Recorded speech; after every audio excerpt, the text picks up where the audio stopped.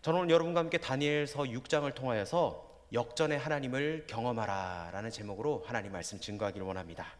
우리가 다니엘서 5장에서 벨사사를 마지막으로 바벨론은 멸망하게 됩니다. 그리고 근동의 그 패권을 쥐게 된 나라가 바로 바사와 페르시아입니다. 다니엘은 이렇게 새롭게 시작되는 이 바사 제국의 총리가 됩니다. 그는 분명 바벨론의 주요 관료였습니다. 일반적인 경우라면 이전 왕국과 함께 몰락했어야 합니다. 그런데 어떻게 된 일인지 모르지만 바벨론을 무너뜨린 바사는 다니엘에게 더 높은 직위를 부여합니다. 왜 그렇습니까? 다니엘이 새롭게 세워진 이 바사를 안정시키는데 꼭 필요한 사람이라는 평가를 받게 되었다는 겁니다. 여러분, 우리나라도 그렇지 않습니까? 정권이 바뀌게 되면 그 전에 총리나 그 모든 장관들은 보통 자리를 내어놓게 됩니다. 그리고 새로운 대통령에 맞게 새로운 리더십이 세워지는데 이 다니엘은 바사에서도 이런 또 총리의 역할을 감당했다는 겁니다.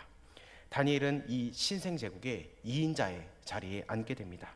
그런데 이를 못마땅하게 여기던 사람들이 있습니다. 그들은 모든 수단을 동원해서 이 다니엘의 허물을 찾아내려고 노력을 합니다. 그래서 국사에 관해서 다니엘을 고발하려고 했던 이들은 아마도 다니엘의 인생의 전체를 털어버렸습니다. 여러분, 우리 옛말 중에 털어도 먼지 안 나는 사람 여러분 있을까요? 보통 털면은 먼지 다 나게 되어 있습니다. 그런데 다니엘은 먼지 털어도 먼지 나지 않는 삶을 살았습니다. 다니엘의 가족과 친구, 그리고 친구들의 흠까지 그 사람들은 샅샅이 흩었습니다. 현재의 허물뿐만 아니라 장년기, 그리고 청년기, 심지어 청소년기의 실수까지 눈에 불을 켜고 찾았지만 그들은 다니엘의 허물을 찾아볼 수가 없었습니다. 어떠한 잘못된 행위나 허물도 찾을 수 없는 흠없는 다니엘이었습니다. 그래서 다니엘 6장에서는 오늘 우리 본문에 보면 사자굴에 들어간 다니엘의 이야기가 나옵니다. 그는 이제 중년을 넘어서 노년이 되었고 또 노년에서도 황혼이 되었습니다. 이미 은퇴했어야 될 나이지만 그의 탁월함 때문에 그는 여전히 현역으로 살아가고 있습니다. 그 노년의 다니엘을 오늘 사자굴에서 들어갔다가 나오게 됩니다. 다니엘의 삶 속에서는 그 관료들은 먼지 하나 찾을 수 없는 삶이었습니다. 또 그는 어떻게 사자굴에서 나왔는지, 그리고 그의 삶의 주변에서 어떤 영향을 끼쳤는지 오늘 본문에 등장하는 인물들을 통해서 오늘 메시지를 정리하기를 원합니다. 먼저 관료들을 한번 살펴보기를 원하는데, 이 관료들을 정리하면 한마디로 자기중심적으로 살아가는 사람들이었다는 겁니다. 다니엘을 함정에 빠뜨려 죽이고자 모의했던 이들은 바로 바사왕 다리오가 자기의 뜻대로 세운 관리들로서 120명의 고관과 그들을 감시하라고 세운 2명의 총리입니다. 다니엘은 그 2명의 총리와 함께 고관들을 관리 감독하는 역할을 했습니다. 왕은 그 총리들 가운데 다니엘을 특별히 신임했고 모든 관료보다 높여서 그들 전체를 다스리게 하는 그 임무를 주었습니다. 이를 알게 된 바사의 모든 관료가 작당을 하면서 다니엘을 칠 음모를 꾸미고 있습니다. 도대체 다니엘이 그들을 전체를 관리하면 어떤 일이 일어나기에 그들은 이렇게 한마음이 되었을까요? 우리 본문 2절과 3절을 다시 한번 더 읽어보기를 원합니다. 시작. 다니엘이 그 중에 하나이라. 이는 고관들로 총리에게 자기의 직무를 보고하게 하여 왕에게 손해가 없게 하려 함이었더라. 다니엘은 마음이 민첩하여 총리들과 고관들 위에 뛰어나므로 왕이 그를 세워 전국을 다스리게 하고자 한지라. 아멘. 다니엘이 왕에게 인정받게 된 이유는 그 관료들의 보고를 받아서 왕에게 손해가 없게 하는 자신의 임무에 충실했기 때문입니다. 이 말을 뒤집어서 생각하면 왕이 세운 관료들은 왕에게 손해를 끼치는 일들이 많았다고 그렇게 생각할 수가 있습니다. 그리고 다니엘은 이 제거하는 일에 모든 관료가 하나가 되었다는 의미는 보편적으로 관리들이 왕에게 손해를 끼치는 일들을 의도했다는 말입니다. 그래서 그들은 다니엘을 죽이고 싶을 만큼 미워했을 겁니다. 그들은 자신의 권력을 이용해서 자기의 이익을 챙겨야 되는데 다니엘이 최고의 감독관이 되면 더 이상 그런 일을 할 수 없었기 때문입니다. 그래서 자신들을 세운 왕을 속여서 다니엘을 죽이려는 시도를 하고 있습니다. 그들은 왕 앞에서 조아리면서 왕이여 만수무강하옵소서, 이 말을 습관적으로 외치고 있습니다. 그러나 실상 그들은 왕에게 손해를 끼치면서 자기의 이익만을 챙기려는 사람들이었습니다. 여러분, 이것이 바로 하나님 없는 세상의 정신입니다. 성경은 이것을 죄라고 지적합니다. 풀어 정의하면 자기 중심적인 삶을 살아가고 있는 사람들입니다. 내가 모든 것의 중심인 사람들입니다. 이렇듯 자기가 모든 것의 주인인 사람들, 그리고 모든 것이 자기를 위해 존재해야 된다고 생각하고 또 우주가 자신의 뜻대로 움직여야 된다고 믿는 사람들, 그런 사람을 성경에서는 죄인이라고 말합니다. 여러분, 우리는 어떻습니까? 여러분, 우리는 누구의 주인이며 우리는 무엇을 위해 살아가고 있는 존재들입니까? 여러분, 우리의 주인은 누구십니까? 자기 중심적으로 그 죄악을 저지르는 그 어리석은 백성이 아닌 하나님을 나의 인생의 주인으로 모시고 살아가는 신실한 주의 백성 되길 주님의 이름으로 축복합니다. 관료들은 자기 중심성으로 살아가서 죄악을 저지르는 어리석은 백성이었습니다. 그러면 다리오 왕은 어떤 사람입니까? 이 다리오 왕은 한마디로 정의하면 모든 것을 할 수 있으나 아무것도 할 수 없는 사람이었습니다. 다리오는 기분이 좋아졌습니다. 자신의 신하들이 한꺼번에 몰려와서 한 달 동안 자신을 높이는 특별한 법을 제정했기 때문에 다리오 왕은 기분이 좋았습니다. 우리 7절 말씀을 읽어봅시다. 시작. 나라의 모든 총리와 지사와 총독과 법관과 간원이 의논하고 왕에게 한 법률을 세우며 한 금령을 정하실 것을 구하나이다. 왕이여, 그것은 곧 이제부터 30일 동안에 누구든지 왕 외에 어떤 신에게나 사람에게 무엇을 구하면 사자굴에 던져 넣기로 한 것이니이다. 아멘. 한 달 동안 왕이 인간과 신 사이의 유일한 중재자임을 확실히 알리자는 그런 제안입니다.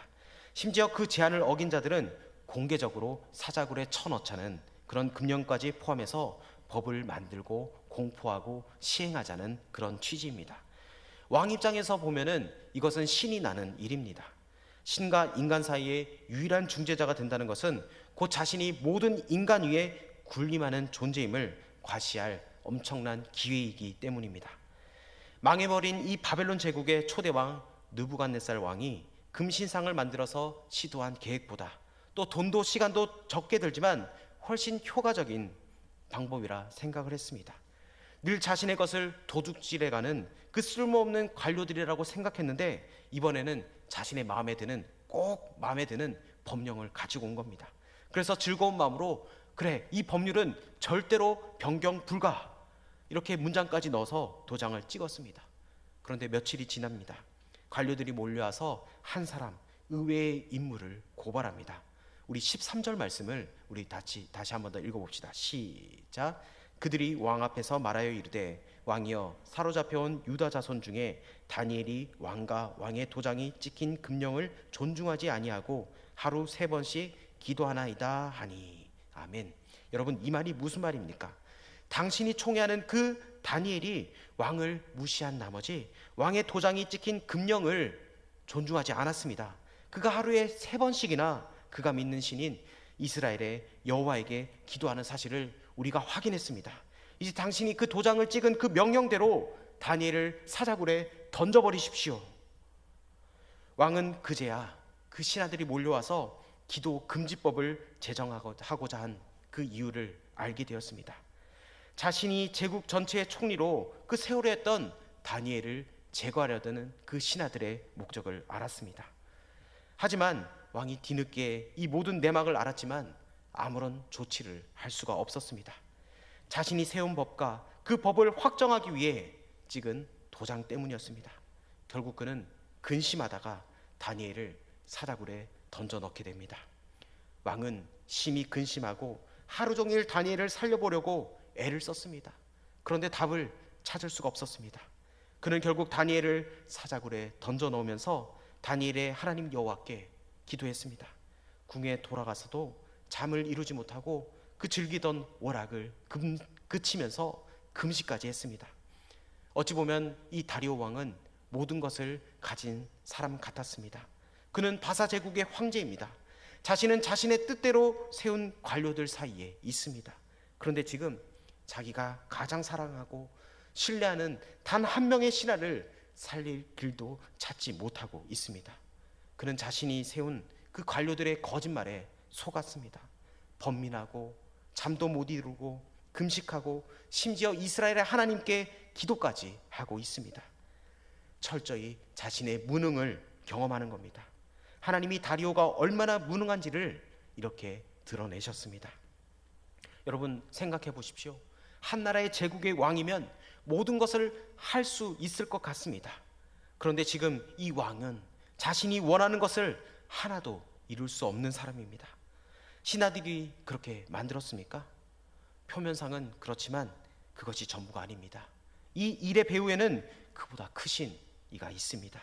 역사를 주관하시는 하나님이 다리오를 이 상황 가운데 주셨다는 겁니다. 그래서 그는 스스로 나는 신과 인간의 유일한 중재자가 될 수 없다는 사실과 자신은 여호와 하나님의 도우심을 구하는 기도를 할 수밖에 없다는 존재, 또 누군가에 의존하지 않고는 살 수 없는 존재임을 확인하는 시간이었습니다. 여러분, 여러분에게 명예와 돈이 많이 주어진다면 여러분 행복할까요? 가장 많이 가지면 편안할까요? 돈을 쥐고 권력을 잡아서 자신이 원하는 것을 뭐든 할 수 있게 되면 여러분 과연 우리가 만족할 수 있겠습니까? 사람은 결코 그런 것들로 만족하거나 진정 행복할 수가 없습니다. 여러분, 한 나라의 가장 돈이 많은 사람도 자신의 그 건강을 지키지 못하고 세상을 떠나게 되어 있습니다. 여러분, 우리 대통령도 보십시오. 그 모든 명예가 주어졌다고 해서 여러분 그들의 말로가 행복한 것이 아닙니다. 미국의 신학자 피터 리브스라는 분이 돈으로 살 수 없는 19가지라는 글을 남겼는데 그 중에 몇 개만 살펴보면 돈으로 사람은 살 수 있으나 그 사람의 마음은 살 수 없다. 돈으로 집은 살 수 있으나 가정은 살 수 없다. 돈으로 좋은 침대는 살 수 있으나 달콤한 잠은 살 수 없다. 돈으로 시계는 살 수 있으나 흐르는 시간은 살 수 없다. 돈은 인간에게 꼭 필요한 것이다. 그러나 돈만으로는 인생에서 가장 가치 있고 진정으로 만족스러운 것을 살 수 없다. 여러분, 이 글을 읽으면서 여러분 어떤 생각이 드십니까? 여러분, 돈으로 살 수 없는 것 있습니다. 여러분, 우리가 돈으로 사람은 살 수 있으나 그 마음은 살 수가 없다는 것, 여러분 다 동의되지 않습니까? 여러분, 하나님은 다리오를 사랑하셨습니다. 그래서 자신이 어쩔 수 없는 상황에 앞에 서도록 이끌었습니다. 다리오는 이 문제의 답이 자기에게 없음을 알았습니다. 다리오는 하나님께 나아갔고 하나님께 기도합니다. 하나님은 다리오의 인생에 자신의 얼굴을 비춰주셨습니다. 여러분, 우리도 동일하게 도전하기를 원합니다. 여러분, 우리도 인생의 한계를 부딪힐 때 여러분 그 한계에서 우리 주님을 찾을 수 있는 저와 여러분 되길 원합니다. 여러분, 우리 모든 문제에 답을 가지고 계신 분은 하나님이십니다. 여러분, 우리 하나님께 모든 것을 맡기며 주님 앞에 나아가길 원합니다. 여러분, 여러분이 좌절감을 느끼는 그 순간 우리 하나님의 손을 기억하시길 바랍니다. 하나님이 여러분을 반드시 도와주십니다. 다리오 왕은 모든 것을 할 수 있으나 아무것도 할 수 없는 존재였습니다. 즉 유한한 존재였습니다. 관료들은 자기 중심성으로 살아서 죄악을 저지르는 어리석은 백성이었습니다. 다리오 왕은 어떻습니까? 모든 것을 할 수 있으나 아무것도 할 수 없는 사람이었습니다. 그렇다면 하나님은 어떤 하나님이실까요? 하나님은 이미 사자굴가에 계신, 먼저 들어가서 계신 역전의 하나님이라는 겁니다. 하나님은 이 모든 일이 진행되는 과정을 지켜보고 계셨습니다. 그러나 아무 일도 하지 않는 것 같습니다. 바사의 관료들이 모여서 다니엘을 치려는 그 계획을 짜는 것도 우리 주님은 알았을 것인데 그 음모를 막지 않으셨습니다. 어리석은 왕이 속아서 넘어가도록 내버려 두셨습니다. 다니엘이 사자굴에 던져질 때도 하나님은 가만히 계셨습니다. 하나님은 침묵하고 숨어 계시는 분 같습니다. 그런데 이것이 우리가 다니엘서를 계속 읽어가면서 반복적으로 보여주는 바로 하나님의 일면입니다. 뒤늦게 자신의 잘못을 깨달은 왕이 금식하며 하나님께 간구합니다. 그러나 하나님은 대답하지 않으셨습니다. 다니엘은 기도 금지령이 내려진 것을 알고 있음에도 늘 기도하는 장소에서 같은 시간에 기도합니다. 그런데 하나님이 그 기도를 들으시고 응답하셨다는 그 내용이 없습니다.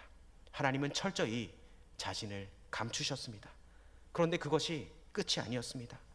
다니엘이 사자굴에 들어간 후에 한밤이 지나 새벽이 지났습니다. 다니엘의 생사가 궁금했던 그 다리오 왕은 새벽에 사자굴까지 와서 다니엘을 부릅니다.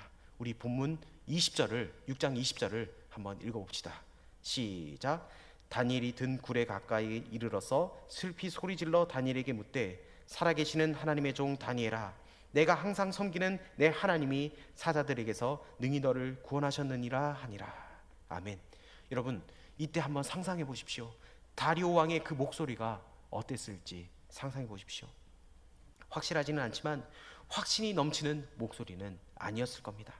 그의 목소리에는 슬픔이 짙게 깔려 있었을 겁니다.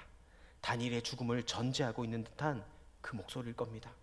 혹시라는 마음에 다니엘을 찾는 걸 겁니다. 그때 사자굴에서 다니엘의 목소리가 들립니다. 21절과 22절을 읽어봅시다. 시작. 다니엘이 왕에게 아뢰되 왕이여 원하건대 왕은 만수무강하옵소서. 나의 하나님이 이미 그의 천사를 보내어 사자들의 입을 봉하셨으므로 사자들이 나를 상해하지 못하셨사오니 이는 나의 무죄함이 그 앞에 명백함이 오며 또 왕이여 나는 왕에게도 해를 끼치지 아니하였나이다 하니라. 아멘. 다니엘은 어떻게 고백합니까? 여호와 하나님이 이미 이 사자굴에 들어와 계셨다고 고백하고 있습니다. 다니엘의 하나님은 다니엘의 그 사자굴에 들어가기 전에 이미 그의 천사를 사자굴에 보내셨습니다. 그리고 사자의 입을 봉하셨습니다. 그 어떤 사자도 다니엘을 공격할 수 없도록 하나님이 이미 조치해 두셨다는 겁니다. 이 이미 두신 조치로 모든 상황이 뒤집힙니다. 죽을 줄 알았던 이 다니엘이 살아났고 다니엘을 해하려 모의했던 그 대적들이 죽게 되었습니다. 하나님은 모든 상황을 한순간에 뒤집어 버리시는 하나님이십니다. 어디 계시는지 알 수 없었던 하나님, 숨어 계셨던 하나님이 단번에 판을 엎는 사건입니다. 그리고 오직 하나님 한 분만이 만들어낼 수 있는 이 소설과 같은 역전극을 만들어내십니다. 이렇게 우리는 다니엘서에서 반복하면서 이 역전의 하나님을 만나게 됩니다. 그동안 과연 하나님이 존재하는지 확신할 수 없는 그 상황이 이어졌습니다. 느부갓네살에 의해서 남유다가 멸망했습니다. 느부갓네살에 의해서 하나님의 성전이 무너졌습니다. 거대한 제국 속에 흩어져 버린 이스라엘에게 아무런 소망이 없어 보입니다. 수많은 기도가 아무런 열매도 맺지 못한 채 그냥 땅에 떨어져 버린 것 같았습니다. 그러나 지금 이 모든 상황에 하나님의 계획 가운데 있었다는 겁니다. 하나님이 여전히 우주와 이 역사를 여전히 다스려 주신다는 겁니다. 하나님은 이 모든 상황을 아시고 이미 구원 계획을 시행하고 계신다는 겁니다. 여러분, 하나님은 여전히 이 땅을 통치하고 계십니다. 하나님은 친히 이 땅으로 하여금 하나님을 찬양하게 만들고 있다는 겁니다. 여러분, 그분이 바로 우리가 믿는 하나님이십니다. 여러분, 보이지 않는 것 같아도 우리 하나님은 지금 여기에 계십니다. 여러분과 함께 하고 계십니다. 아무런 말씀도 없고 아무런 일도 하시지 않는 것 같아도 하나님은 이미 일을 하고 계십니다. 하나님께서는 하나님의 때에 그것을 드러내실 겁니다. 하나님께서 하나님의 방식으로 일을 시행하고 계십니다. 여러분, 그때 우리는 감탄하게 될 겁니다. 아, 하나님 이미 행하고 계셨군요. 하나님, 내 인생이 지금 절망에 있고 어려움에 처해서 하나님이 없는 것 같지만은 하나님, 나를 위해 주님께서 그것을 계획하고 계시고 하나님께서 이미 일하고 계셨군요. 여러분, 그것을 깨닫게 되는 날이 반드시 오게 될 겁니다. 여러분, 어려운 가운데 있습니까? 하나님께 미리 감사하십시오. 제가 이번 주에 신방을 하면서 어떤 권사님이 그런 말씀을 하시더라고요. 본인에게 육체의 질병이 있었는데 하나님께 무조건 감사했대요. 하나님 감사합니다. 하나님, 이 질병도 하나님 낫게 하여 주셔서 감사합니다. 감사의 선포를 미리 하니까 하나님께서 어느 순간에 자신의 그 육체의 아픔을 치료해 주셨다고 그렇게 간증하는 것을 제가 들었습니다. 여러분, 어려운 가운데 있습니까? 환난 가운데 있습니까? 여러분, 하나님께 미리 감사하십시오. 그 일은 아무것도 아닙니다. 여러분, 지나고 나면 아무것도 아닌 일들이 너무나 많지 않습니까? 하나님께서 여러분의 기도를 세밀하게 들어주십니다. 여러분, 우리 하나님 역전의 하나님이십니다. 여러분, 그 상황을 보고 상황을 자꾸 판단하지 말고 여러분 미리 감사함으로 여러분 승리하며 나아갈 수 있는 주의 백성 되길 주님의 이름으로 축복합니다.